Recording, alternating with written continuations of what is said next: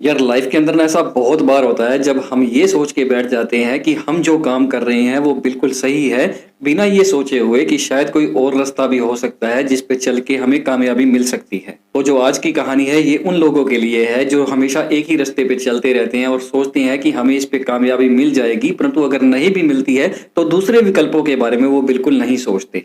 दोस्तों, पुराने समय की बात है। एक बार एक गुरु और एक शिष्य कहीं से जा रहे होते हैं, तो उन्हें बहुत ज्यादा प्यास लगती है और भूख भी लगती है। तो वो ये सोचते हैं कि सामने जो गांव दिख रहा है वहीं पे चलते हैं और वहीं पे जाके आश्रय मांगते हैं, कुछ खाने के लिए भी मिल जाएगा। ये सोचते हुए वो उस गांव के अंदर जाते हैं और गांव के अंदर जाके देखते हैं कि एक खेत के अंदर एक झोपड़ी बनी हुई है और खेत जो है वो बहुत बड़ा है, परंतु उसके अंदर किसी भी तरह की कोई भी फसल उपजाई नहीं गई है। जैसे ही गुरु और शिष्य उस झोपड़ी के पास पहुंचते हैं और आवाज लगाते हैं, तो झोपड़ी के अंदर से एक व्यक्ति, उसकी पत्नी और दो बच्चे निकल के बाहर आते हैं और जो आके साधु जी को नमन करते हैं और पूछते हैं कि वो किस तरह से उनकी सेवा कर सकते हैं। तब गुरु जी ये बोलते हैं कि उन्हें एक रात का आश्रय चाहिए और उन्हें भूख भी लगी है, तो इसीलिए कुछ खाने के लिए भी चाहिए होगा। इतना सुनते ही परिवार के लोग उन्हें अंदर ले आते हैं और उनकी सेवा करने लगते हैं। तो गुरु जी बड़े ध्यान से परिवार के लोगों को देखते हैं कि उनके पास तन ढकने के लिए भी कपड़े नहीं है और खाने पीने के लिए भी कोई पर्याप्त चीजें नहीं है। तब गुरु जी उन परिवार के लोगों से पूछते हैं कि आपकी झोपड़ी के पास इतने बड़े जो खेत हैं जहाँ पे कोई भी फसल नहीं उपजाई गई, ये खेत किसके हैं? तब व्यक्ति बड़े उत्सुकता से उत्तर देते हुए कहता है कि गुरु जी, ये जो खेत है ये सारे के सारे खेत मेरे हैं, परंतु हम इस पे कोई भी फसल नहीं उपजाते हैं। हमारे पास एक भैंस है जिसका दूध बेच के ही हम सारा जीवन निर्वाह करते हैं। गुरु जी को सारी बात समझ में आ चुकी थी। वो अपने शिष्य को चुपके से धीरे से एक बात कहते हैं कि रात के समय हम यहाँ से निकलेंगे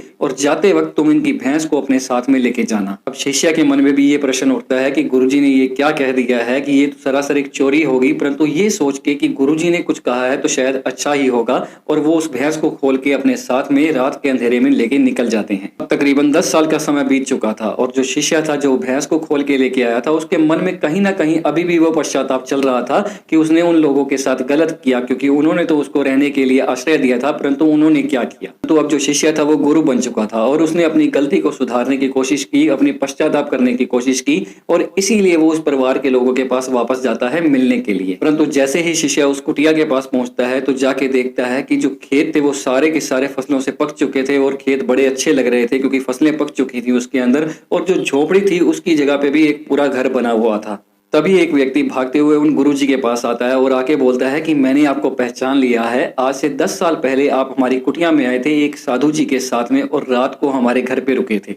और साथ ही साथ में वो व्यक्ति बताता है कि उस रात को हमारे साथ बहुत बुरा हुआ था। जब आप लोग गए चले थे तो हमारी भैंस को भी कोई खोल के ले गया, और जिसकी वजह से हमारा जो जीवन था वो निर्वाह करना बहुत ज्यादा मुश्किल हो गया। और साथ ही साथ में व्यक्ति बताता है कि जब हमारी भैंस चली गई थी तो पूरे परिवार ने यह फैसला किया कि जो हमारे खेत ये जो खाली पड़े हैं इस पे बिजाई की जाएगी और फसलों को बोया जाएगा। और कुछ सालों की मेहनत करने के बाद जो हमारे प्रयास थे हम उसमें सफल भी हुए। हमारी जो फसलें थी वो लहलहाने लगी और जिसकी वजह से जो हमारा जीवन निर्वाह था वो बड़े अच्छे से होने लगा।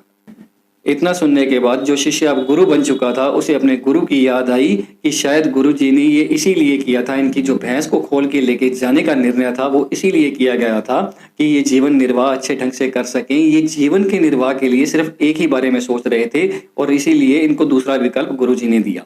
अगर उस दिन गुरुजी मुझे उस भैंस को अपने साथ ले जाने के लिए ना कहते तो ये लोग आज भी उस भैंस के सहारे ही बैठे होते, बिना ये सोचे हुए कि इनके पास जीवन निर्वाह करने के लिए इतने सारे स्रोत और भी हैं।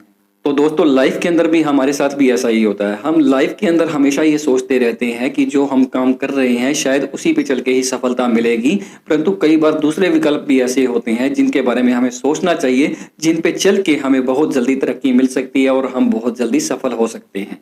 इसीलिए दोस्तों, अगर आपके पास कोई और विकल्प भी हैं आपकी सफलता के लिए तो उसके बारे में भी सोचना शुरू कीजिए। हो सकता है आपको बहुत जल्दी कामयाबी मिल जाए दूसरे विकल्पों पे चल के।